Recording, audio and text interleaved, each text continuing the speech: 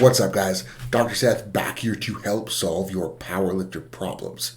Now, so many lifters get stuck with tendon pain for a very long time. It usually ends up being this ongoing months on months of shitty knee, shitty shoulder, shitty elbow that just doesn't seem to get better.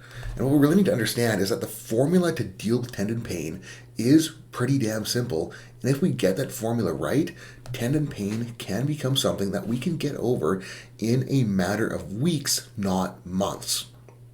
And what that formula really comes down to is that we need to ensure that we are building back up actual mechanical tolerance at the tendon, i.e. the tendon's ability to handle, transmit, and absorb force. And then we need to make sure that we're building up the sensory tolerance at that tendon, that is how much force causes sensation to freak out, how much force causes our brain to then interpret stuff happening at that tendon as painful.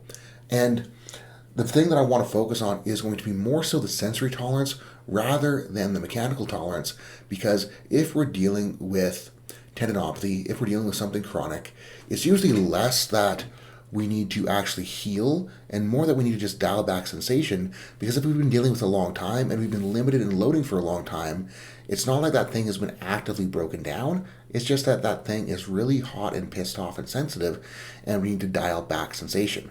But no matter what, if we treat dialing back sensation the right way, we will then encourage building back structure, because how we're going to dial back sensation is we're going to progressively load that tendon and progressively challenge that tendon so that we can handle more force without causing irritation. If we do that at that exact same time, by getting that tendon to be able to progressively handle more and more and more, it's going to be getting stronger so that it can actually structurally handle more. So the sensation and the structure, they go hand in hand. So what does this actually look like in practice? What are we going to do for it? Well, the number one thing that we need to do is we need to manage loading on our main lifts so that we aren't pissing things off more than they need to be. We need to manage loading on our main lifts so we aren't causing severe irritation, because if we cause severe irritation, pain is like a fire alarm, and if we keep annoying that alarm, our body's going to go, hey asshole, stop ignoring this alarm, and it's going to make it hurt the next time with less work or less stress on the area. So if we keep overstressing a painful area, not listening to pain at all, we are going to make it more sensitive. But the flip side of that is we need to touch into that pain range. We need to go to some pain, we need to go to some level of discomfort in order to challenge things enough to move forward. Now, a safe recommendation for where to kind of aim loading on your main work will be to make sure that we aren't exceeding a 3 or 4 out of 10 on the pain scale. And the reason we say that is that if we're not exceeding that 3 to 4 out of 10, we're unlikely to cause future sensitization, and we're unlikely to cause any sort of tissue derangement. We're not likely to actually make the structure worse. So if we listen to our bodies, we push into some degree of stress, but not so much that things get really shitty, that stress is going to help us get stronger and help us handle more the next time. And the trick with the main work will just kind of be trying to ride that line of feeling it but not making it terrible until things start to dissipate and we can just push without worrying about it at all. Now, if we do just that, it will get better eventually. If we just manage loading on the main lifts, things will work out. It just might take a little bit longer than if we strategize things on our accessory work and outside of the gym. Now, where I'm going to start here is the stuff we can do outside of the gym if we're dealing with tendon pain, because that is a very easy lever to pull and it can make a huge amount of difference. Now, what we can do outside of the gym is higher repetition, high time of retention, low load work for that affected area. So like if we're dealing with tricep tendon, that could look like doing sets of a couple minutes worth of band pushdowns. It could look like doing a couple higher rep sets of band curls if you're dealing with bicep stuff. It could look like doing bodyweight squats or ATG split squats if we're dealing with knee stuff. The thing is that we need to find something that we can get a bunch of reps in, get a lot of time and retention, and that we can do often through the week and even through the day so that we can start to build up tolerance at that tendon level structurally. Because mechanical strength being how much force a tendon can withstand, it's a different adaptation than how much force a muscle can produce, and that mechanical strength is going to be better stimulated by higher time and retention, low loads, than it is by low time retention, very high loads. Now, there's a lot of stuff to do with tendon viscoelasticity that I won't get into here, but basically, if we yank on a tendon very hard, very rapidly, it's going to react stiffer. If we pull on it slower with less force, it will react softer. So we can get a higher degree of relative stimulus at the tendon structural collagen level with a light load, high time of retention than we can with a heavier load.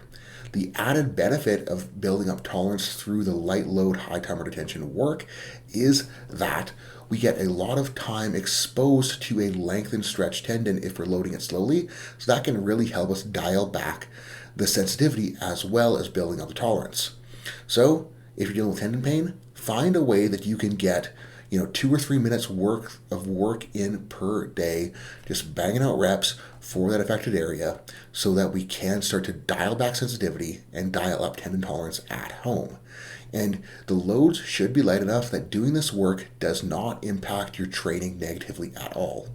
If you're getting sore muscularly from this work, you're going too heavy and you will benefit from dialing things back a hair on loading. Now, as far as what we can do in the gym, is we can just step things up a little bit in terms of loading on our accessories with a very similar intent. Now, if we're dealing with tendon pain on accessories, what I like to do is have people work for rep ranges of 15 to 20, maybe 25, maybe 30, with very controlled tempos, and make the intent not so much to make it hard via load, but make it hard by controlling the tempo.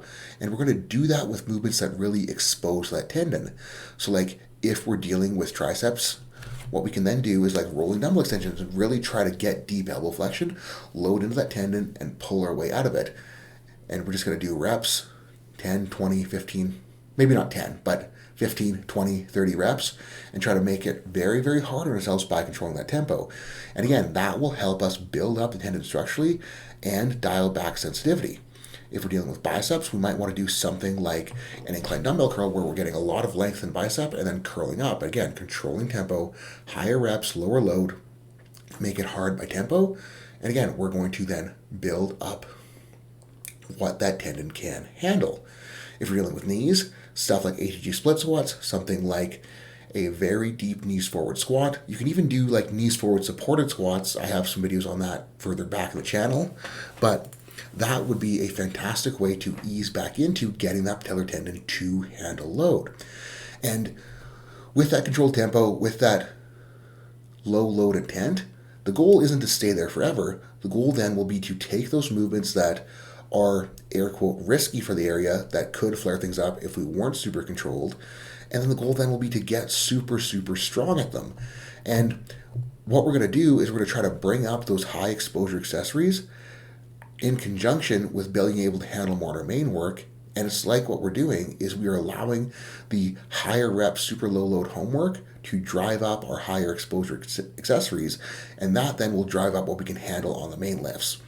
And if we hammer all of this, you can usually get over a bout of tendinitis in a week or two if it's acute. If it's been with you for a very long time, it might take a little bit longer than that, but you still can get over it a hell of a lot quicker than you have been. All right, guys, hopefully that helps you get over your tendon pain. Let me know in the comments below. Share this with your friends who are always complaining about their shitty elbow or shitty knee or shitty whatever, because they can't get over it. We just need to train appropriately. The best rehab is training, so don't be afraid of training, guys. Peace out. Have a good rest of your day.